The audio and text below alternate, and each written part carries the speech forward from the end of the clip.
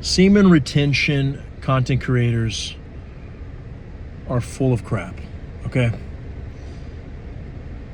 If you were sitting here telling me that if you retain your seed, that is the only way to get women, dude, get the hell out of here, bro. Okay? First of all, this is not me to say that there's anything wrong and that there's no benefits from it. That's not what this video is about. But what I'm sick and tired of on YouTube is like us claiming that there's only one way to attract women. And even for a lot of my female clients, there's only one way to attract this guy that I like, to make him stop ghosting me and to stop only wanting me for my body.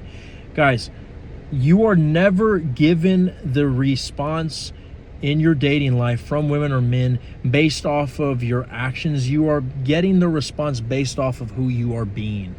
And who you are being is never what you're doing out here. It's all based off of who you are up here. So if you are a guy who is Jerky Jerk 3000, okay, and we're talking, you have all the subscriptions, okay, I mean, your blankets haven't been washed in ages, and I mean, that shit feels like the symbiote Spidey suit, okay? But yet internally, after you jerk it off, you are a businessman. You see yourself as the greatest of all time. You're a king. You walk in every room and you feel like that motherfucker.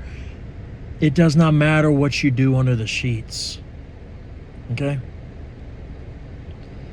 It matters what you do up here internally. Now, I will say that those certain habits can get in the way of you having a clear head and you seeing yourself better, right? But I'll even say, when I used to do that, I never felt like a loser after I did it. It was always a release. It was never for me to feel like, oh, I can finally get girls, because I was even doing this when I was in relationships, bro. I mean, it's just, your boy, I mean, I just loved to do it. I mean, it was just almost like a hobby, kind of like the way people smoke or drink, you know, it was like that. It's always the way you see it. This whole idea, like, people, whenever they do it, it ruins their mental health. Yet, if you really look at other mental health studies behind it, there's a lot of scientists who believe that it's a stress reliever. You know, I'm not even going to lie. One time I had a panic attack when I was 12, and, you know, I mean, who was it? Alicia Starr it was, or Skylar Ray, and then boom, next thing you know, I felt fucking better. I mean, this, you want to talk about Skylar Ray, the skies opened, and including her legs, and it was like, you know, fuck, I had a smile on my face, and I wish there was something else on my face, right? But the point I'm trying to make is, like, we need to stop feeding this generation do's and don'ts. And we need to start letting men make choices for themselves. And stop making them feel like a piece of shit just because they don't have a streak going. Okay? The same way that you were trying to make these retention streaks is the same fucking way. It's almost as cringe as showing off your Snapchat streak. Like, get the fuck out of here, bro. It reminds me of when I got into religion for the first time, and it was less about having a relationship with God, and it was more about, like, ooh, I read my Bible more than you. You know, I have been celibate for longer than you. It's a competition. It's not no fucking competition. We're all on the same team here.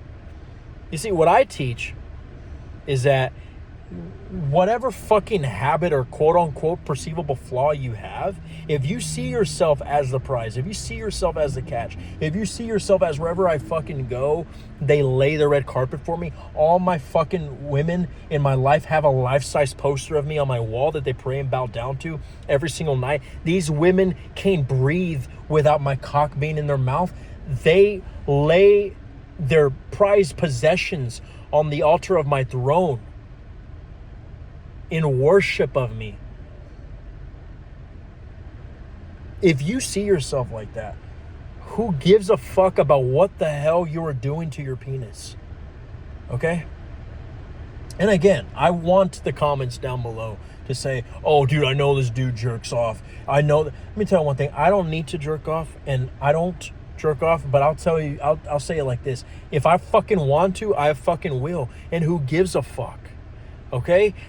I am not going to promote you to feel worse about yourself if doing that makes you feel like shit, but I'm not going to sit here and shame you for doing something to your body when I have seen people who have that habit and they have loads of success. I deal with men in my, like, I have a guy who is dealing with that, and he told me that it was something he was ashamed of. And come to find out, this man is having loads of success with money. He just bought himself a fucking house. His SP got married. And yet he is living the fucking dream. Moved out of his parents' house. Isn't that the one thing that most people say about men whenever they're jerking off, is that they're just going to stay in mommy's basement? And they're just going to be a loser their whole life? Yet this motherfucker's taking charge. They say, oh, it takes away your masculine energy. It takes away your testosterone. Really, bitch? How about this? You make your own fucking testosterone. Okay? This is the way that people overcome cancer and symptoms when they're on the deathbed. You think they do it because, oh, I haven't touched my ball sack in 6 months, ladies and gentlemen. That was the secret. Fuck you.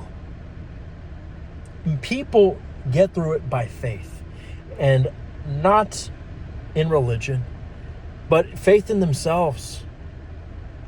Okay? And again, if you believe that you'll have better success by not doing it, and you don't feel like doing it, then okay. But to me, the only one who worsens their results and their reality when they do it is the one who buys into that lie. It's the same thing, like I say, about the red pill, where they say so many times that thou shalt not double text, and you should not be vulnerable with a woman. You should not be the one to say I love you first. Yet, whenever I try to follow the red pill, I always failed with women. I had women say they felt shut off by me, stonewalled.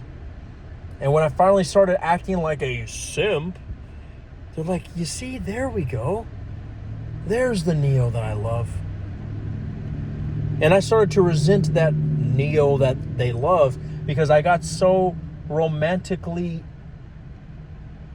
involved and just attached to this idea of a man with no feelings whatsoever. He's a block of steel. Nothing could get through to him, when in reality, we're nothing but little boys with the suits of men who just want to live life and to feel comfort. There does come a time where we have to put on our big boy pants on. And there's a time that we need to keep our pants on. But what if the shame that we put ourselves through for the habits that we have, I'm even talking to you drinkers and smokers. Some of the most successful men smoke all the time. Some of the most successful people drink all the time. There's some people who can smoke every day. And there's some people who can drink every weekend and every day. And there's some that can't. Is it because of their DNA? Is it because of their genetics? Or is it because they decided that, you know what? I'm not going to fucking allow my external circumstances to define who I am. I'm going to see who I am first up here, and it will reflect that here.